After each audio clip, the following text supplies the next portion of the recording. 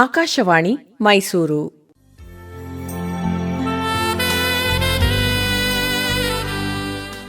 ಕೇಳುಗರಿಗೆಲ್ಲ ನಮಸ್ಕಾರ. ನಮ್ಮ ಆರೋಗ್ಯ ಕಾರ್ಯಕ್ರಮಕ್ಕೆ ಸ್ವಾಗತ. ಕೇಳುಗರೆ, ಇಂದಿನ ಕಾರ್ಯಕ್ರಮದಲ್ಲಿ ಪೇನ್ ಮ್ಯಾನೇಜ್ಮೆಂಟ್ ಅಂದರೆ ನೋವು ನಿರ್ವಹಣೆ ಈ ಕುರಿತು ಮೈಸೂರಿನ ಅನಸ್ತೇಸಿಯಾ ತಜ್ಞರಾದ ಡಾಕ್ಟರ್ ರಾಧಿಕಾ ಅವರೊಂದಿಗೆ ಸಂದರ್ಶನ ಕೇಳುವಿರಿ.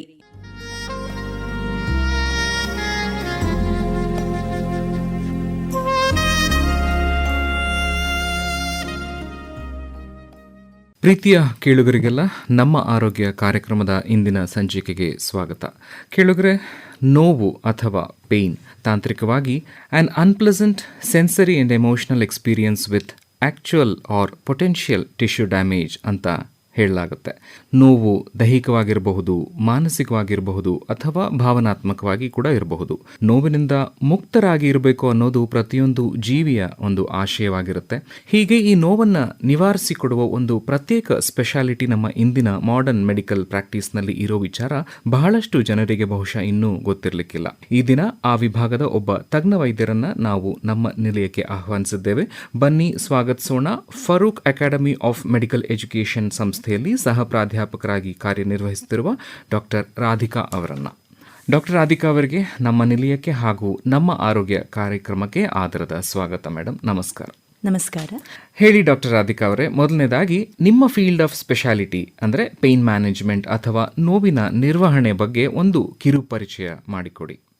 ನೀವೇ ಹೇಳ್ದಂಗೆ ಪೇಯ್ನ್ ಅಥವಾ ನೋವಿನ ಡೆಫಿನಿಷನ್ನ abnormal unpleasant sensory and emotional expression for actual tissue ಡ್ಯಾಮೇಜಿಂದಾಗಿ ಆಗುವಂಥ ನೋವನ್ನು ನಾವು ಟ್ರೀಟ್ ಮಾಡ್ತೀವಿ. ಮೇಯ್ನಾಗಿ ನಾವು ಏನು ಟ್ರೀಟ್ ಮಾಡ್ತೀವಿ ಅಂದರೆ ದೀರ್ಘಕಾಲೀನ ನೋವು, ಅಂದರೆ 3 ತಿಂಗಳು ಅಥವಾ ಅದಕ್ಕಿಂತ ಜಾಸ್ತಿ ಇರುವ ನೋವನ್ನು ನಾವು ಚಿಕಿತ್ಸೆ ನೀಡ್ತೀವಿ. ಎಲ್ಲರಿಗೂ ಒಂದು ನೋಷನ್ ಇರುತ್ತೆ, ಏನಂದರೆ ಯಾವುದೇ ಪೇನ್ ಆದರೂ ಪೇನ್ ಕಿಲ್ಲರ್ ತಗೊಂಡ್ರೆ ಕಡಿಮೆ ಆಗುತ್ತೆ ಅಂತ.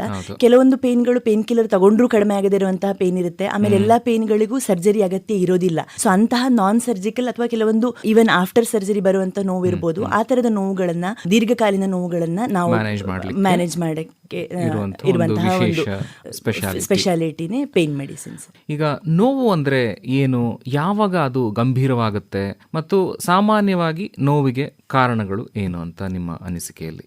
ಅದೇ, ಈಗ ಈ ತರ ದೀರ್ಘಕಾಲೀನ ನೋವು ಅಂದ್ರೆ ಮಾಮೂಲಿಯಾಗಿ ಒಂದು 7 ತರದ ನೋವುಗಳಿರುತ್ತೆ ಸರ್. ಸೊ ನಾವು ಅದನ್ನ ಡಿವೈಡ್ ಮಾಡ್ತೀವಿ.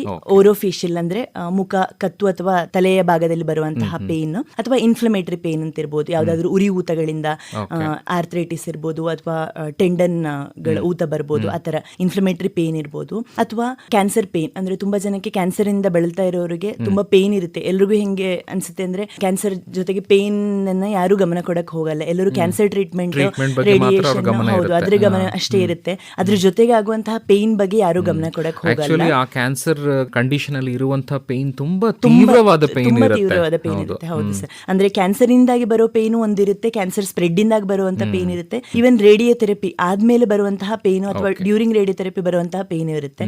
ಸೊ ಅದನ್ನ ನಾವು ಮ್ಯಾನೇಜ್ ಮಾಡ್ತೀವಿ. ಇನ್ನೊಂದು ಮಸ್ಕ್ಯುಲೋಸ್ಕೆಲಿಟಲ್ ಪೇನ್ ಅಂತ ಹೇಳ್ತೀವಿ ಸರ್. ಮೋಸ್ಟ್ ನೆಗ್ಲೆಕ್ಟೆಡ್ ಪೇನ್, ಅಂದ್ರೆ ಮಸಲ್ ಮತ್ತೆ ಬೋನಿಂದಾಗಿ ಬರುವಂತಹ ಪೇನ್. ಈಗ ತುಂಬಾ ಪೇಷಂಟ್ಸ್ ನೋಡ್ತಾ ಇರ್ಬೋದು, ಎಲ್ಲರೂ ಏನಂದ್ರೆ ಕತ್ ನೋವು ಬಂದ ತಕ್ಷಣ ಸ್ಪಾಂಡಿಲೈಟಿಸ್ ಅಂತ ಅದಕ್ಕೆ ಟ್ರೀಟ್ಮೆಂಟ್ ತಗೋತಾ ಇರ್ತಾರೆ. ಮೋಸ್ಟ್ ಆಫ್ ದ ಟೈಮ್ಸ್ ಅದು ನೆಗ್ಲೆಕ್ಟ್ ಆಗ್ತಾ ಹೋಗ್ತಾ ಇರುತ್ತೆ. ಆದ್ರೆ ಹೆಚ್ಚಿನ ಕತ್ತು ನೋವುಗಳು ಸ್ಪಾಂಡಿಲೈಟಿಸ್ ಇರಲ್ಲ. ನಾವೇನು ಹೇಳ್ತೀವಿ ಅಂದ್ರೆ ಸರ್ವೈಕಲ್ ಮಯೋಫೇಶಿಯಲ್ ಪೇನ್ ಅಂತ ಹೇಳ್ತೀವಿ, ಅಂದ್ರೆ ನೆಕ್ ಮಸಲ್ಸ್. ಬಿಕಾಸ್ ನಮ್ದು ಹೈಯೆಸ್ಟ್ ಬಾಡಿಲಿ ಮೂವ್ಮೆಂಟ್ ಆಗೋ muscles neck muscles.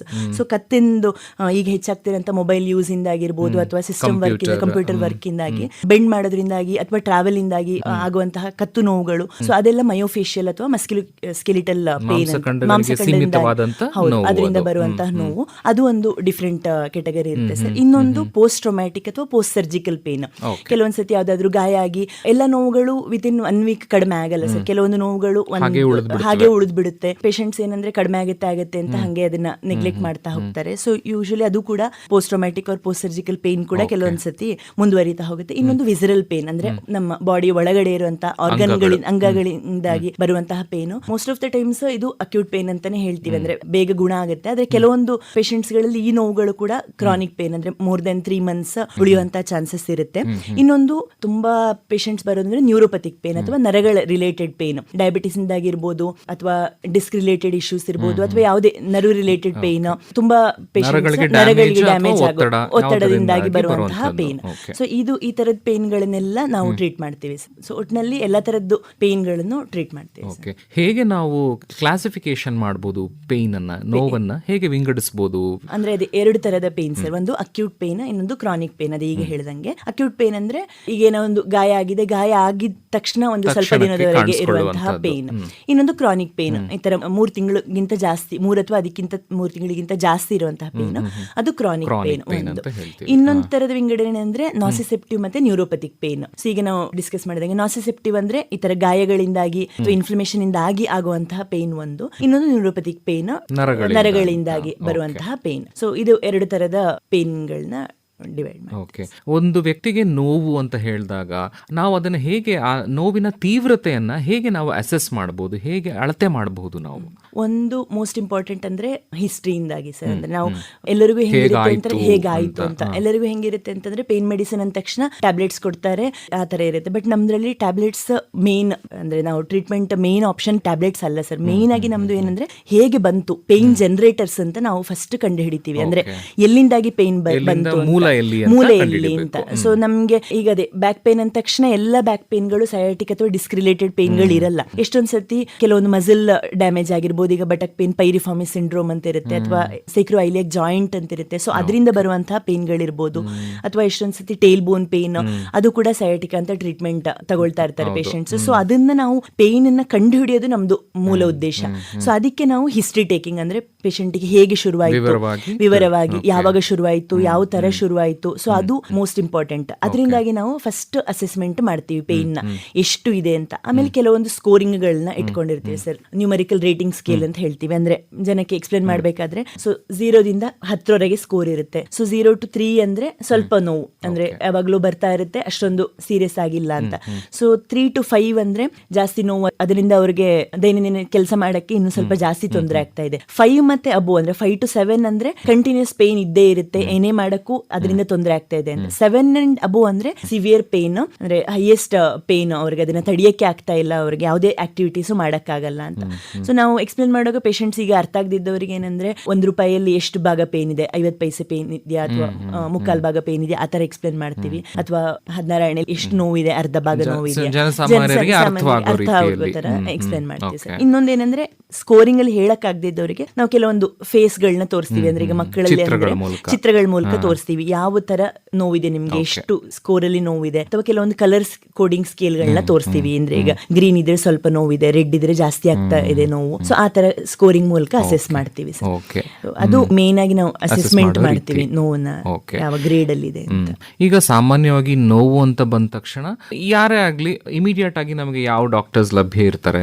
General practitioners ಇರ್ಬೋದು, ಮನೆ ಪಕ್ಕದಲ್ಲೇ ಅಕ್ಕಪಕ್ಕದಲ್ಲಿ ಇರುವ ಚಿಕ್ಕ ಪುಟ್ಟ ಕ್ಲಿನಿಕ್ಸ್ ಇರ್ಬೋದು, ಅಥವಾ ಗೊತ್ತಿರೋ ವೈದ್ಯರು ಇರ್ಬೋದು. ಹೀಗೆ ಕನ್ಸಲ್ಟ್ ಮಾಡ್ತಾರೆ, ಚಿಕಿತ್ಸೆನ ಮುಂದುವರಿಸ್ತಾರೆ. ಸೊ ಯಾವಾಗ ಹೇಳ್ತೀರಾ, ನಿಮ್ಮ ಸಜೆಷನ್ ಏನು, ಯಾವಾಗ ಬರಬೇಕು ನಿಮ್ಮ ಹತ್ರ ಅನ್ನೋದಕ್ಕೆ? ಈ ನಮ್ದು ಅಂದ್ರೆ ಪೇನ್ ಮೆಡಿಸಿನ್ ಬ್ರಾಂಚೇ ಆಕ್ಚುಲಿ ಹೊಸ್ತಲ್ಲ ಸರ್, 40 years ಇಂದ ಇದೆ ಇದ್ರದ್ದು. ಬಟ್ ಆದ್ರೂ ಇನ್ನೂ ಜನಸಾಮಾನ್ಯರಿಗೆ ಇದ್ರ ಬಗ್ಗೆ ಅಷ್ಟೊಂದು ಪ್ರಾಮುಖ್ಯತೆ ಅದ್ರ ಬಗ್ಗೆ ಗೊತ್ತಿಲ್ಲ. ಯಾಕಂದ್ರೆ ನಾವು ಓವರ್ ಆಲ್ ಕರ್ನಾಟಕದಲ್ಲೇ ಒಂದು 300-400 ಜನ ಇದೀವಿ ಅಷ್ಟೇ.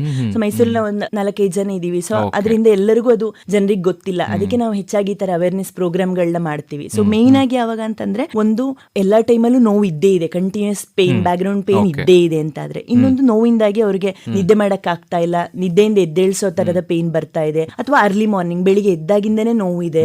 ಇನ್ನೊಂದು ಟ್ಯಾಬ್ಲೆಟ್ಸ್ ಏನು ತಗೊಂಡ್ರು ಕೂಡ ಪೇನ್ ಕಡಿಮೆ ಆಗ್ತಿಲ್ಲ, ಅಥವಾ ಟ್ಯಾಬ್ಲೆಟ್ಸ್ ಇಂದ ಸೈಡ್ ಎಫೆಕ್ಟ್ಸ್ ಆಗ್ತಾ ಇದೆ, ನೋವು ಕಡಿಮೆ ಆಗ್ತಿಲ್ಲ ಅಂದಾಗ ಅಂತ ಟೈಮಲ್ಲಿ ನಾವು, ಅಥವಾ ಇನ್ನೊಂದು ಏನಂದ್ರೆ ಏನ್ರಿಂದ ಬರ್ತಾ ಇದೆ ಅಂತ ನೋವು ಗೊತ್ತಾಗ್ತಾ ಇಲ್ಲ, ಕಂಟಿನ್ಯೂಸ್ ಪೇನ್ ಕಿಲ್ಲರ್ಸ್ ಅಷ್ಟೇ ತಗೋತಾ ಇದ್ದಾರೆ, ಒಬ್ರು ಡಾಕ್ಟರ್ಗೆ ಸುಮ್ನೆ ತೋರಿಸ್ತಾ ಹೋಗ್ತಾ ಇದ್ದಾರೆ, ಡಯಾಗ್ನೋಸ್ ಮಾಡಕ್ ಆಗ್ತಾ ಇಲ್ಲ, ಗುರುತಿಸಕ್ ಸಾಧ್ಯವಾಗ್ತಿಲ್ದೇ ಇದ್ದಾಗ ಅವಾಗ ನಾವು ಅವಾಗ ಬರುತ್ತೆ.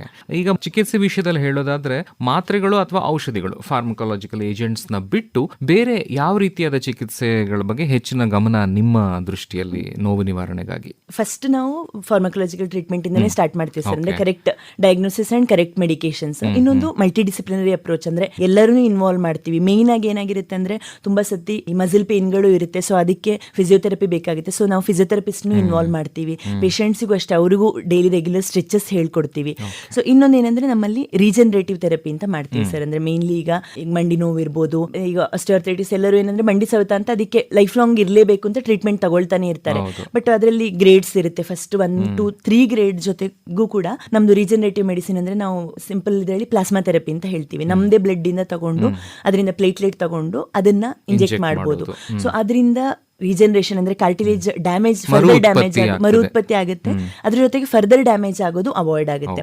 ಸೊ ಈ ತರ ರೀಜನರೇಟಿವ್ ಮೆಡಿಸಿನ್ ಇರುತ್ತೆ ನಮ್ಮದ್ರಲ್ಲಿ. ಇನ್ನೊಂದೇನಂದ್ರೆ ನರ್ವ್ ಬ್ಲಾಕ್ಸ್ ಅಂತ ಹೇಳ್ತೀವಿ. ಈಗ ಯಾವ್ದ್ರಿಂದ ನೋವು ಬರ್ತಾ ಇದೆ ಆ ನರವನ್ನು ನೋಡ್ಬಿಟ್ಟು ಅದನ್ನ ನಾವು ಬ್ಲಾಕ್ ಮಾಡ್ತೀವಿ ಸರ್. ಅಂದ್ರೆ ಫಸ್ಟಿಗೆ ನಾವು ಮೆಡಿಕೇಶನ್ಸ್ ಅಲ್ಲೇ ಬ್ಲಾಕ್ ಮಾಡ್ತೀವಿ. ಅದು ವರ್ಕ್ ಆಗುತ್ತೆ ಅಂತಂದ್ರೆ ನೆಕ್ಸ್ಟ್ ನಾವು ರೇಡಿಯೋ ಫ್ರೀಕ್ವೆನ್ಸಿ ಅಬ್ಲೇಷನ್ ಅಂತ ಹೇಳ್ತೀವಿ. ಅಂದ್ರೆ ಕೆಲವೊಂದು ಇಷ್ಟು ಉಷ್ಣಾಂಶನ ಕೊಟ್ಟುಬಿಟ್ಟು ಆ ನರವನ್ನ ನಾವು ನಿಷ್ಕ್ರಿಯ ಮಾಡ್ತೀವಿ. ಸೊ ಅದರದ್ದು ಎಫೆಕ್ಟ್ ಇಂದಾಗಿ ಕೂಡ ಪೇಷಂಟಿಗೆ ಯಾವ್ದ್ರಿಂದಾಗಿ ನೋವು ಬರ್ತಾ ಇದೆ ಅದು ಕಮ್ಮಿ ಆಗುತ್ತೆ. ಅಂದ್ರೆ ಬ್ಲಾಕ್ಸ್ ಅಂತ ಹೇಳೋದು ಅದು ಪರ್ಮನೆಂಟ್ ಆಗಿ ಎಫೆಕ್ಟ್ ಇರ್ತದೆ? ಇಲ್ಲ ಸರ್, ಪರ್ಮನೆಂಟ್ ಎಫೆಕ್ಟ್ ಇರಲ್ಲ. ಅಂದ್ರೆ ಪೇನ್ ಸೈಕಲ್ ನ ಬ್ರೇಕ್ ಮಾಡುತ್ತೆ. ಸೊ ಒಂದ್ ಸರ್ತಿಗೆ ಪೇನ್ ಸೈಕಲ್ ಬ್ರೇಕ್ ಮಾಡುತ್ತೆ. ಸೊ ಅದರಿಂದನೇ ಬರ್ತಾ ಇದೆ ಅಂತಂದ್ರೆ ನೆಕ್ಸ್ಟ್ ಈ ರೇಡಿಯೋ ಫ್ರೀಕ್ವೆನ್ಸಿ ಅಬ್ಲೇಷನ್ ಅಂದ್ರೆ ಸಿಂಪಲ್ ಟರ್ಮ್ಸ್ ಅಲ್ಲಿ ಲೇಸರ್ ಥೆರಪಿ ಅಂತ ಪೇಷಂಟ್ಸ್ ಅರ್ಥ ಆಗುತ್ತೆ. Laser therapy. ಸೊ ಅದನ್ನ ಮಾಡೋದ್ರಿಂದ ಲಾಂಗ್ ಟರ್ಮ್ ರಿಲೀಫ್ ಇರುತ್ತೆ ಸರ್. ಸೊ ಇದೆಲ್ಲದನ್ನ ನಾವು ಏನಂದ್ರೆ ಇಮೇಜ್ ಗೈಡೆಡ್ ಅಂದ್ರೆ ಒಂದು ನಾವು ಅಲ್ಟ್ರಾಸೌಂಡ್ ಸ್ಕ್ಯಾನಿಂಗ್ ಮೂಲಕ ಮಾಡ್ತೀವಿ, ಇಲ್ಲಾಂದ್ರೆ ಎಕ್ಸ್ರೇ ಗೈಡೆಡ್ ಅಲ್ಲಿ ಮಾಡ್ತೀವಿ. ಸೊ ಅದರಿಂದಾಗಿ ಏನು ಬೇರೆ ಫರ್ದರ್ ಡ್ಯಾಮೇಜ್ ಗಳಾಗೋದಾಗ್ಲಿ ಅಥವಾ ಎಫೆಕ್ಟ್ ಬರದೇ ಇರಬಹುದು ಅಂತ ತುಂಬಾ ಜನಕ್ಕೆ ಭಯ ಇರುತ್ತೆ. ಆ ತರದ್ದು ಪ್ರಾಬ್ಲಮ್ ಇರಲ್ಲ ಸರ್. ಈ ಎಲ್ಲಾ ಚಿಕಿತ್ಸೆ ಕ್ರಮಗಳು ಇನ್ ಪೇಷಂಟ್ ಆಗಿನೇ ಮಾಡ್ಕೋಬೇಕಾ ಅಥವಾ ಔಟ್ ಪೇಷಂಟ್? ಎಲ್ಲಾ ಟ್ರೀಟ್ಮೆಂಟ್ ಗಳು ಕೂಡ ಔಟ್ ಪೇಷಂಟ್ ಬೇಸಿಸ್ ಅಲ್ಲೇ ಯಾವುದಕ್ಕೂ ಅಡ್ಮಿಷನ್ ಅವಶ್ಯಕತೆ ಯಾವುದಕ್ಕೂ ಇರೋದಿಲ್ಲ. ಸೊ ಎಲ್ಲಾನು ಒಂದು 2 to 3 hours ಪ್ರೊಸೀಜರ್. ಕೆಲವೊಂದು ಅಲ್ಟ್ರಾಸೌಂಡ್ ಗೈಡೆಡ್ ಅಂತಂದ್ರೆ ಒಂದು ವಿತಿನ್ ಹಾಫ್ ಅನ್ ಅವರ್ ಅದಾದ್ಮೇಲೆ ನಾವು ಅಬ್ಸರ್ವೇಷನ್ ಅಂತ ಇಟ್ಕೋತೀವಿ. ಸೊ ಯಾವುದಕ್ಕೂ ಅಡ್ಮಿಷನ್ ಅಗತ್ಯ ಇರೋದಿಲ್ಲ ಸರ್. ಎಲ್ಲಾನು ಕೂಡ ಔಟ್ ಪೇಷಂಟ್ ಬೇಸಿಸ್ ಅಲ್ಲೇ ಮಾಡ್ತೀವಿ ಎಲ್ಲ ಪ್ರೊಸೀಜರ್ಸ್. ಏನಾಗುತ್ತೆ, ರೋಗಿಗಳು ತುಂಬಾ ಸುತ್ತಿ ಕೊನೆಗೆ ಯಾರು ನನ್ನ ನೋವನ್ನು ನಿವಾರಣೆ ಮಾಡಕ್ಕಾಗ್ಲಿಲ್ಲ, ಯಾರು ಕಂಡಿಡಿಯಕ್ಕಾಗ್ಲಿಲ್ಲ ಅಂತ ಹೇಳಿ ಹಾಗೆ ನರಳುತ್ತಾ ಜೀವನ ಪರ್ಯಂತ ಇರೋರ್ನು ಕೂಡ ನಾವು ಬಹಳಷ್ಟು ಜನ ನೋಡಿರ್ತೀವಿ. ನಮ್ಮಲ್ಲಿ ನಮ್ಗೆ ತಿಳಿದವರಲ್ಲೇ, ಸಂಬಂಧಿಕರಲ್ಲೇ ಕೂಡ ನೋಡಿರ್ತೀವಿ. ಹೀಗೆ ಈ ನೋವನ್ನ ನಿರ್ಲಕ್ಷ್ಯ ಮಾಡಿದ್ರೆ ಅದು ಏನು ಪರಿಣಾಮ ಉಂಟಾಗಬಹುದು? ಅಂದ್ರೆ ಮೇನ್ ಆಗಿ ಅಂದ್ರೆ ತುಂಬಾ ಇದಾಗುತ್ತೆ ಸರ್. ಮೇನ್ ಆಗಿ ನಾವು ಅದನ್ನ 4 ಡಿವಿಷನ್ಸ್ ಮಾಡ್ಕೋತೀವಿ. ಒಂದು ದೈಹಿಕವಾಗಿ ಏನಂದ್ರೆ ಪೇಷಂಟ್ಸ್ ಗಳಿಗೆ ಒಂದು ನಿದ್ದೆ ಮಾಡದೇ ಇರ್ತಾರೆ. ಸೊ ಅದರಿಂದಾಗಿ ನಿದ್ದೆ ಮಾಡದೇ ಇರೋದ್ರಿಂದಾಗಿ ಬರುವಂತಹ ಬೇರೆ ಪ್ರಾಬ್ಲಮ್ಗಳಿರುತ್ತೆ. ಅಥವಾ ಅವ್ರಿಗೇನಂದ್ರೆ ಮಾನಸಿಕ ಇನ್ನೊಂದು ಮಾನಸಿಕವಾಗಿ ಆಂಗ್ಸೈಟಿ ಆಗ್ಬಿಡುತ್ತೆ. ಇನ್ನು ತುಂಬಾ ಪೇಷಂಟ್ಸ್ ಡಿಪ್ರೆಷನ್ ಹೋಗಿರ್ತಾರೆ, ಖಿನ್ನತೆ ಆಗುತ್ತೆ. ಅಂದ್ರೆ ಒಂದು ಕಂಡೀಷನ್ ಲೈಕ್ ಟ್ರೈಜಮೆಲ್ ನ್ಯೂರಾಲಜಿಯಾ ಅಂತ ಇರುತ್ತೆ, ಸುಸೈಡ್ ಡಿಸೀಸ್ ಅಂತಾನೆ ಕರಿತೀವಿ. ಸೊ ತುಂಬಾ ಜನ ಅದರಿಂದ ಹೆದರ್ಕೊಂಡು ಸುಸೈಡ್ ಮಾಡ್ಕೋತಾರೆ. ಯಾಕಂದ್ರೆ ಮುಖದಲ್ಲಿ ಕಂಟಿನ್ಯೂಸ್ ಕರೆಂಟ್ ಶಾಕ್ ತರ ಬರ್ತಾ ಇರುತ್ತೆ. ಸೊ ಬ್ರಷ್ ಮಾಡಕ್ಕೂ ಆಗಲ್ಲ, ಊಟ ಮಾಡಕ್ಕೂ ಆಗಲ್ಲ. ಸೊ ಅಂತವ್ರಿಗೆ ಅದು ಕಂಟಿನ್ಯೂಸ್ ಪೇನ್ ಇರೋದಕ್ಕಿಂತ ಎಷ್ಟೊಂದ್ ಜನ ಅದಕ್ಕಿಂತ ಸುಸೈಡ್ ಮಾಡ್ಕೊಳ್ಳೋದು ಬೆಟರ್ ಅಂತ ಅನ್ಕೋತಾರೆ. ಸೊ ಮಾನಸಿಕವಾಗಿ ಪೇಷಂಟ್ಸ್ ತುಂಬಾ ಹೋಗ್ಬಿಡ್ತಾರೆ. ಇನ್ನೊಂದು ಸೋಷಿಯಲ್, ಈಗ ಏನೇ ಒಂದು ನೋವಿದ್ರು ಕೂಡ ನಮ್ಗೆ ಯಾವುದೇ ಸೋಷಿಯಲ್ ಗ್ಯಾದರಿಂಗ್ ಹೋಗ್ಬೇಕು ಅಂತ ಅನ್ಸಲ್ಲ. ಹೊರಗಡೆ ಏನಾದ್ರೂ ಈ ತರ ನೋವು ಜಾಸ್ತಿ ಆದ್ರೆ ಅದೇ ಈ ತರ ಟ್ರೈಜಮೆಲ್ ನ್ಯೂರಾಲಜಿದಲ್ಲೂ ಅಷ್ಟೇ ಎಷ್ಟೊಂದ್ ಜನಕ್ಕೆ ಏನಾಗುತ್ತೆ ಅಂದ್ರೆ ಬ್ರಷ್ ಮಾಡಕ್ ಆಗಲ್ಲ. ಸೊ ಎಷ್ಟೇ ಅವರು ರಿಚ್ ಆಗಿದ್ರು ಏನೇ ಇದ್ರು ಅವ್ರಿಗೆ ಮನೆಯಿಂದ ಹೊರಗೆ ಹೋಗಕ್ ಆಗಲ್ಲ. ಬಿಕಾಸ್ ಬ್ರಷ್ ಮಾಡಿದ ತಕ್ಷಣ ಅವ್ರಿಗೆ ನೋವು ಜಾಸ್ತಿ ಆಗುತ್ತೆ. ಸೊ ಇದರಿಂದಾಗಿ ಸೋಷಿಯಲ್ ಗ್ಯಾದರಿಂಗ್ ಹೋಗೋದು ನಿಂತು ಹೋಗ್ಬಿಡುತ್ತೆ. ಆಮೇಲೆ ಅವ್ರು ಅದೇ ಫ್ರೆಂಡ್ ಸರ್ಕಲ್ ಯಾರು ಇರಲ್ಲ, ಹೇಳ್ಕೊಳಕ್ಕೂ ಯಾರು ಇರಲ್ಲ ಅವ್ರಿಗೆ. ಇನ್ನೊಂದು ಫೈನಾನ್ಷಿಯಲಿ, ಸೊ ಇದರಿಂದಾಗಿ ಲಾಸ್ ಆಫ್ ಜಾಬ್ ಆಗ್ಬೋದು ಅಥವಾ ಇವನ್ ವರ್ಕ್ ಪ್ಲೇಸ್ ಅಲ್ಲೂ ಕೂಡ ಅವರಿಗೆ ಕಾನ್ಸಂಟ್ರೇಷನ್ ಮಾಡಕ್ಕೆ ಆಗದಿರಬಹುದು. ಕ್ವಾಲಿಟಿ ಆಫ್ ಮೋಸ್ಟ್ ಇಂಪಾರ್ಟೆಂಟ್ಲಿ ಎಲ್ಲ on and all quality of life ತುಂಬಾ ಕಾಂಪ್ರಮೈಸ್ ಆಗ್ಬಿಡುತ್ತೆ. ಈಗ ಚಿಕಿತ್ಸೆ ಅಂತ ನಾವು ಸ್ಟಾರ್ಟ್ ಮಾಡಿದ್ಮೇಲೆ ಹೇಳಿದ್ರಿ ಮೊದಲಿಗೆ ಡ್ರಗ್ಸ್ ನ ಯೂಸ್ ಮಾಡಿ ಅದ್ರ ಜೊತೆಗೆ ನಾನ್ ಫಾರ್ಮಕಲಾಜಿಕಲ್ ಮೆಥಡ್ಸ್ ಕೂಡ ಹೇಳಿದ್ರಿ. ರೀಸೆಂಟ್ ಅಡ್ವಾನ್ಸ್ಮೆಂಟ್ ಅಂತ ಏನೇನು ತಾಂತ್ರಿಕತೆಗಳು ನೋವು ನಿರ್ವಹಣೆಯಲ್ಲಿ ಇದೆ? ನಾನು ಕೂಡ ಕೇಳಿದ್ದೀನಿ, ಈ ನ್ಯೂರೋ ಮಾಡ್ಯುಲೇಷನ್ ಅಂತ ಹೇಳ್ತಾರೆ, ಮತ್ತೆ ಪೇಷಂಟ್ ಕಂಟ್ರೋಲ್ಡ್ ಅನಾಲ್ಜೆಸಿ ಅಂತ ಹೇಳ್ತಾರೆ. ಸೊ ಅದ್ರ ಬಗ್ಗೆ ಒಂದಷ್ಟು ಸ್ವಲ್ಪ ತಿಳಿಸ್ಕೊಡ್ಬೋದಾ? ಈ ನ್ಯೂರೋ ಮಾಡ್ಯುಲೇಷನ್ ಯಾಕೆಂದ್ರೆ ಈ ತರ ಕ್ರಾನಿಕ್ ಪೇನ್ ಆಗ್ತಾ ನಮ್ಮ ನರಗಳಲ್ಲಿ ನ್ಯೂರೋಪ್ಲಾಸ್ಟಿಸಿಟಿ ಅಂತ ಡೆವಲಪ್ ಆಗ್ಬಿಡುತ್ತೆ. ಅಂದ್ರೆ ನಮ್ದು ಇವನ್ ಸಣ್ಣ ಈಗ ಟಚ್ಗೂ ಕೂಡ ಪೇಷಂಟ್ಸ್ಗೆ ಏನಾಗುತ್ತೆ ಅಂದ್ರೆ ನಾವು ಇವನ್ ಮುಟ್ಟಿದ್ರು ಕೂಡ ಪೇಷಂಟ್ಸ್ಗೆ ನೋವು ತರ ಅದು ಅವರಿಗೆ ಪರಿಗಣನೆ ಆಗುತ್ತೆ, ಅಲೋಡೈನಿಯಾ ಅಂತ ಹೇಳ್ತೀವಿ. ಸೊ ಆ ತರ ಆಗ್ತಾ ಅವ್ರಿಗೆ ಏನಾಗುತ್ತೆ ಅಂದ್ರೆ ಸೆನ್ಸಿಟೈಸೇಷನ್ ಜಾಸ್ತಿ ಆಗ್ತಾ ಹೋಗುತ್ತೆ ಸರ್. ಸೊ ಅದನ್ನ ನಾವು ನ್ಯೂರೋ ಮಾಡ್ಯುಲೇಷನ್ ನಲ್ಲಿ ನಾವು ಅದನ್ನ ತಪ್ಪಿಸಕ್ಕೆ ಮೆಥಡ್ಸ್ ಗಳಿರುತ್ತೆ. ಅಂದ್ರೆ ಪೆರಿಫೆರಲ್ ನರ್ವ್ ಸ್ಟಿಮ್ಯುಲೇಷನ್ ಅಂತ, ಆ ನರ್ವ್ನ ನಾವು ಕಂಟಿನ್ಯೂಸ್ ಈ ತರ ಸ್ಟಿಮ್ಯುಲೇಷನ್ ಮಾಡ್ತಾ ಇರ್ತೀವಿ. ಅಥವಾ ಈಗ ರೇಡಿಯೋ ಫ್ರೀಕ್ವೆನ್ಸಿ ಅಬ್ಲೇಷನ್ ಕೂಡ one type of neuro modulation. So ಅದರಿಂದ ಏನಾಗುತ್ತೆ ಅಂತಂದ್ರೆ ಆ ಸಿಗ್ನಲ್ ನ ನಾವು ಹೋಗೋದನ್ನ ತಪ್ಪಿಸ್ತೀವಿ.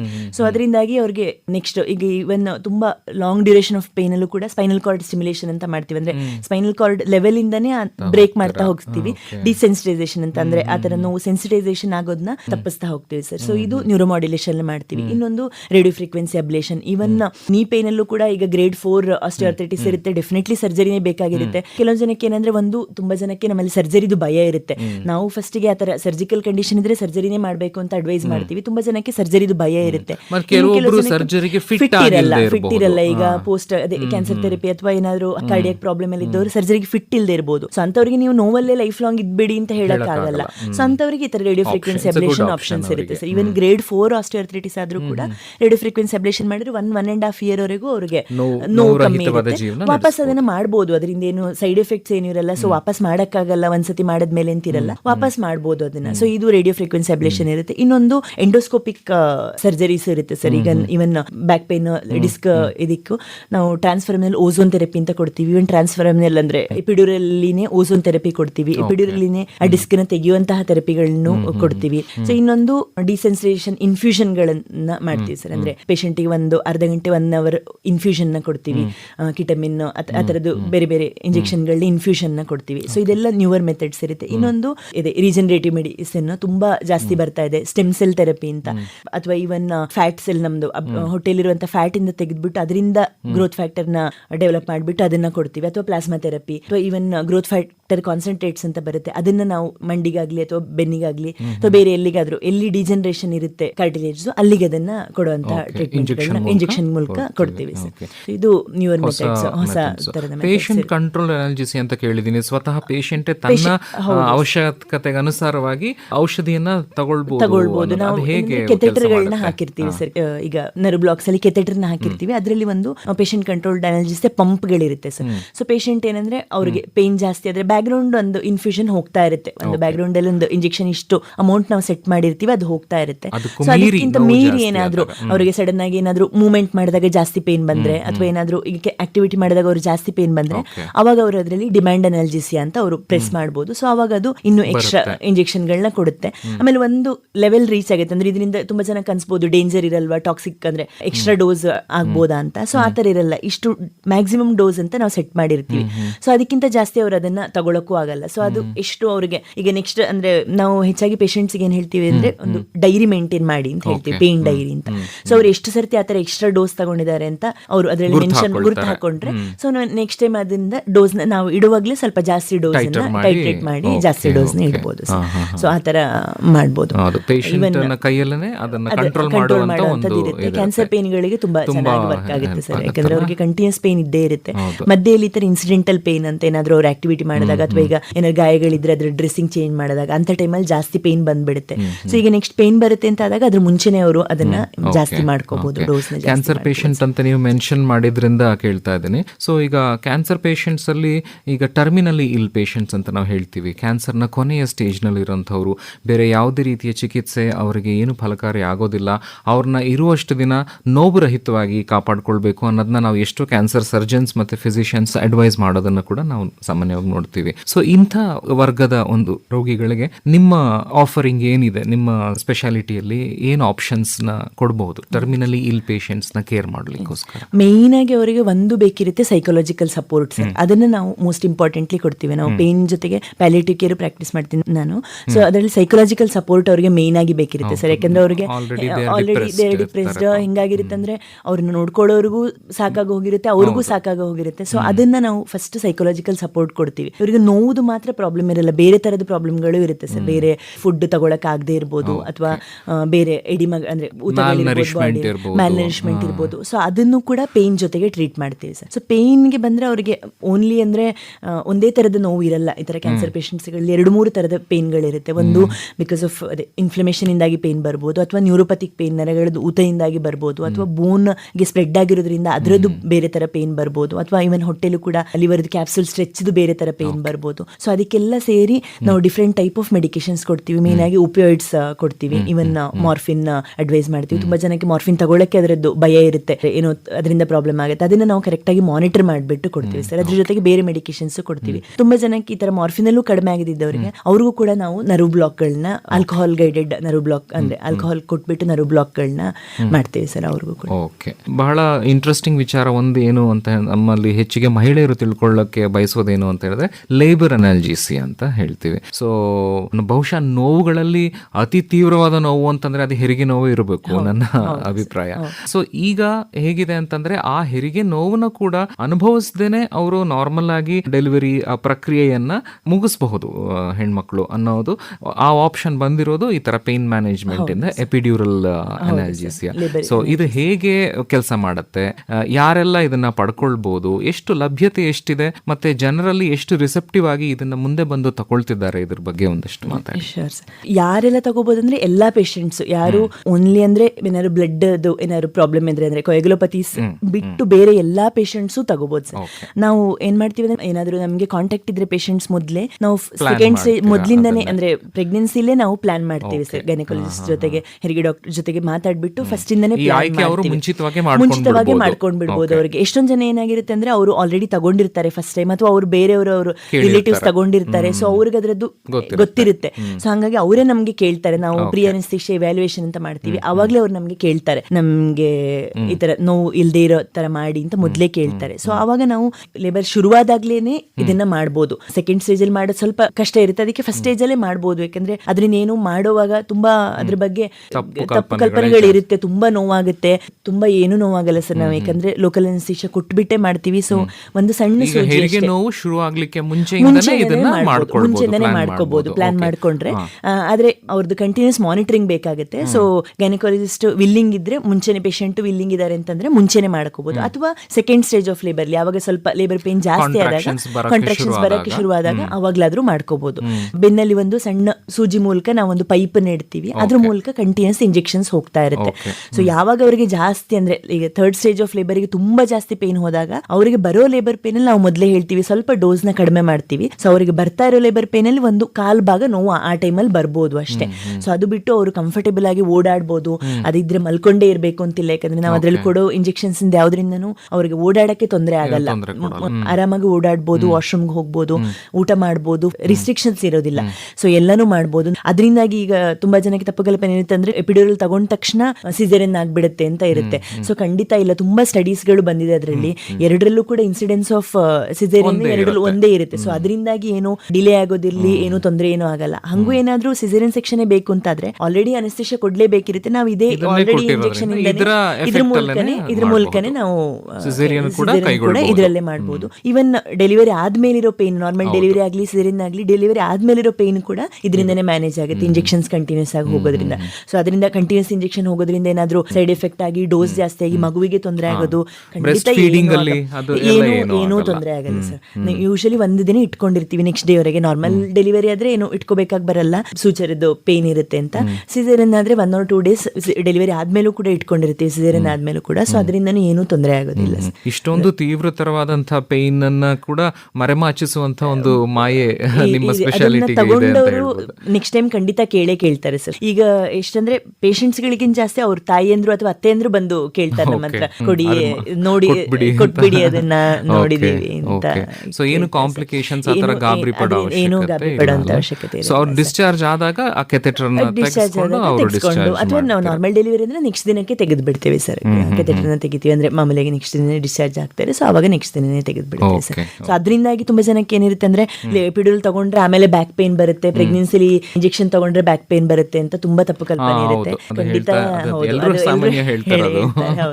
ಅದು ಖಂಡಿತ ಇಲ್ಲ ಸರ್. ಅದು ಮೇನ್ಲಿ ಅದೇ ಲಿಗಮೆಂಟ್ ಸ್ಟ್ರೆಚಸ್ ಇಂದಾಗ ಆಗುತ್ತೆ. ಈವನ್ ನಾರ್ಮಲ್ ಡೆಲಿವರಿ ಆದ್ರೂ ಆಗುತ್ತೆ, ಅಥವಾ ಈವನ್ ಗಂಡಸರಲ್ಲೂ ಕೂಡ ಡೈಲಿ ನಾವು ಆ ತರ ಅನೆಸ್ಥೆಸಿಯಾ ಕೊಡ್ತಾನೆ ಇರ್ತೀವಿ, ಬಟ್ ಅವ್ರಿಗೆ ಯಾರಿಗೂ ಅದು ಕಂಪ್ಲೇಂಟ್ ಇರಲ್ಲ. ಸೊ ಮೇನ್ಲಿ ಪ್ರೆಗ್ನೆನ್ಸಿಲಿ ಪೋಸ್ಟ್ ಡೆಲಿವರಿ ಲಿಗಮೆಂಟ್ ಸ್ಟ್ರೆಚ್ ಆಗೋದ್ರಿಂದಾಗಿ ಈ ತರ ಪೇನ್ ಬರುತ್ತೆ. ಸೊ ಅದನ್ನೆಲ್ಲರೂ ಕೂಡ ಅಂತ ಹೇಳ್ತಾರೆ.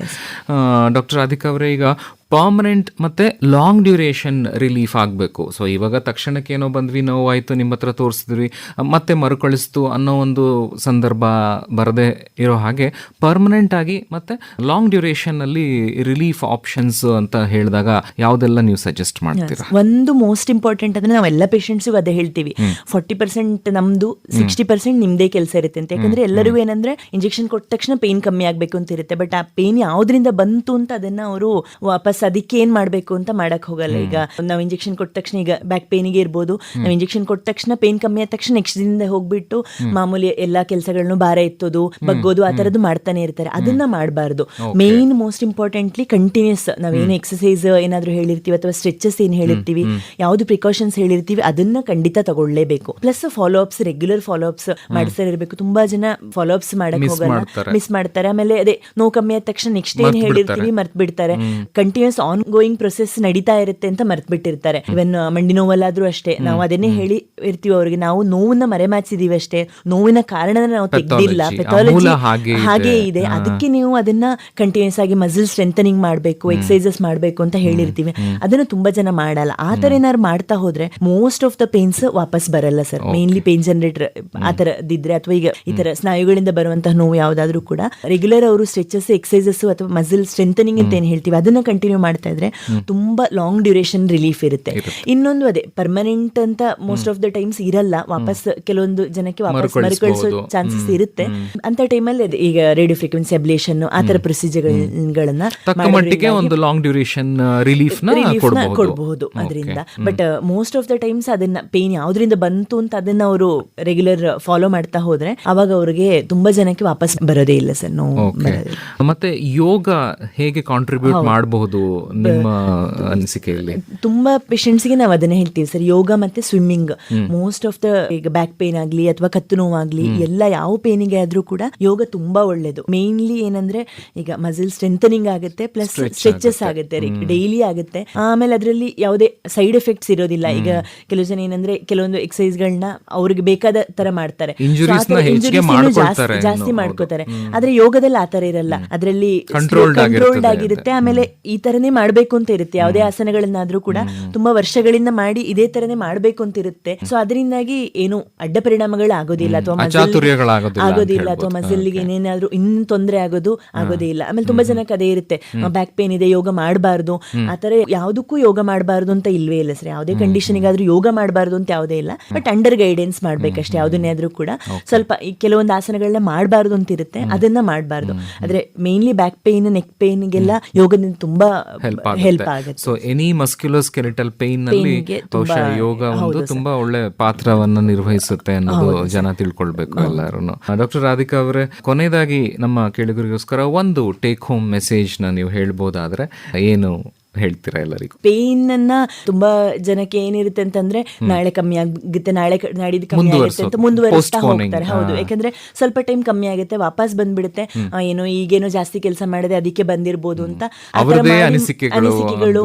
ಆಮೇಲೆ ಅವ್ರು ಇವರಿಗೆ ತೋರಿಸ್ಬಿಟ್ಟು, ಅಂದ್ರೆ ಡಾಕ್ಟರ್ಸಿಗೆ ತೋರಿಸಿರಲ್ಲ, ಪಕ್ಕದ ಮನೆಯವರಿಗೆ ಅವ್ರ ಯಾರತ್ರ ಕೇಳ್ಬಿಟ್ಟು ಅವ್ರದೇ ಮೆಡಿಕೇಶನ್ಸ್, ಸೆಲ್ಫ್ ಮೆಡಿಕೇಶನ್ಸ್ ಮಾಡ್ಕೊಳ್ಳೋದು, ಅಥವಾ ಅದನ್ನ ಪೋಸ್ಟ್ಪೋನ್ ತಳ್ತಾ ಹೋಗೋದನ್ನ ಮಾಡ್ತಾ ಇರ್ತಾರೆ. ಆತರ ಮಾಡಿ ಮಾಡಿ ಮಾಡಿ ಎಷ್ಟೊಂದ್ ಸತಿ ಅದು ದೀರ್ಘಕಾಲೀನ ನೋವಾಗಿರುತ್ತೆ. ಅದಾದ್ಮೇಲೆ ಟ್ರೀಟ್ಮೆಂಟ್ ತುಂಬಾ ಕಷ್ಟ ಆಗ್ಬಿಡುತ್ತೆ. ಸೊ ಅದು ಅರ್ಲಿ ಸ್ಟೇಜಸ್ ಅಲ್ಲೇ ಮಾಡಿದ್ರೆ ಅದರಿಂದಾಗ ಆಗೋ ಪ್ರಾಬ್ಲಮ್ಗಳು, ಈಗ ಅದೇ ನಾವು ಡಿಸ್ಕಸ್ ಮಾಡಿದಂಗೆ ದೈಹಿಕ ಪರಿಣಾಮಗಳು ಅಥವಾ ಮಾನಸಿಕ ಸಾಮಾಜಿಕ ಪರಿಣಾಮಗಳು ಅಥವಾ ಫೈನಾನ್ಷಿಯಲ್ ಆರ್ಥಿಕ ಪರಿಣಾಮಗಳು ಆಗೋ ಮುಂಚೆನೆ ಅದನ್ನ ನಾವು ಟ್ರೀಟ್ ಮಾಡಿದ್ರೆ ಕರೆಕ್ಟ್ ತಡಿಬಹುದು. ಅದನ್ನ ಕರೆಕ್ಟ್ ಆಗಿ ಡಯಾಗ್ನೋಸ್ ಮಾಡ್ಕೊಂಡು ಟ್ರೀಟ್ಮೆಂಟ್ ಮಾಡಿಸ್ಕೊಂಡ್ರೆ ತುಂಬಾ ಹೆಲ್ಪ್ ಆಗುತ್ತೆ. ನಾವು ಅದನ್ನ ರಿಲೀಫ್ ತಗೋಬಹುದು. ಲಾಂಗ್ ಡ್ಯೂರೇಷನ್ ನಾವು ಅದನ್ನ ಯಾವ್ದ್ರಿಂದ ಬರುತ್ತೆ ಅಂತ ಡಯಾಗ್ನೋಸ್ ಮಾಡ್ಬಿಟ್ರೆ ತುಂಬಾ ನೋವುಗಳು ಕಡಿಮೆ ಆಗುತ್ತೆ. ಸೊ ಅದರಿಂದಾಗಿ ನೋವು ಬಂದ ತಕ್ಷಣ ತುಂಬಾ ದಿನ ತಳ್ಳಕ್ಕಿಂತ ಆದಷ್ಟು ಬೇಗನೆ ನೋವು ನಿರ್ವಹಣೆ ತಜ್ಞರಿಗೆ ತೋರಿಸಿದ್ರೆ ಸಫರಿಂಗ್ ಕಡಿಮೆ ಆಗುತ್ತೆ ಅಂತ ಹೇಳಕ್ ಇಷ್ಟಪಡ್ತೀನಿ. ನೋವು ಮತ್ತೆ ಅದರ ವಿಧಗಳು, ವಿಂಗಡಣೆ, ಅದರ ಅಸೆಸ್ಮೆಂಟ್, ಮತ್ತೆ ನೋವು ನಿವಾರಣೆಯಲ್ಲಿನ ಚಿಕಿತ್ಸೆಯ ಕ್ರಮಗಳು ಹಾಗೂ ಅದರಲ್ಲಿನ ರೀಸೆಂಟ್ ಅಡ್ವಾನ್ಸ್ಮೆಂಟ್ ಎಲ್ಲದ್ರ ಬಗ್ಗೆ ತುಂಬಾ ಚೆನ್ನಾಗಿ ಅರ್ಥ ಆಗೋ ರೀತಿಯಲ್ಲಿ ನಮ್ಮ ಕೇಳುಗರಿಗೆ ತಿಳಿಸ್ಕೊಟ್ಟಿದ್ದಾರೆ ಡಾಕ್ಟರ್ ರಾಧಿಕಾ ಅವರೇ. ಇಷ್ಟು ಹೊತ್ತು ನಮ್ಮ ನಿಲಯಕ್ಕೆ ಬಂದು ನಮ್ಮೊಟ್ಟಿಗೆ ಇಷ್ಟೆಲ್ಲ ವಿಚಾರಗಳನ್ನ ಹಂಚಿಕೊಂಡಿದ್ದಕ್ಕಾಗಿ ನಮ್ಮ ನಿಲಯದ ಪರವಾಗಿ ಹಾಗೂ ನಮ್ಮೆಲ್ಲ ಕೇಳುಗರ ಪರವಾಗಿ ನಿಮಗೆ ಪ್ರೀತಿಯ ಧನ್ಯವಾದಗಳನ್ನು ಅರ್ಪಿಸ್ತೇನೆ. Thank you. ಧನ್ಯವಾದಗಳು.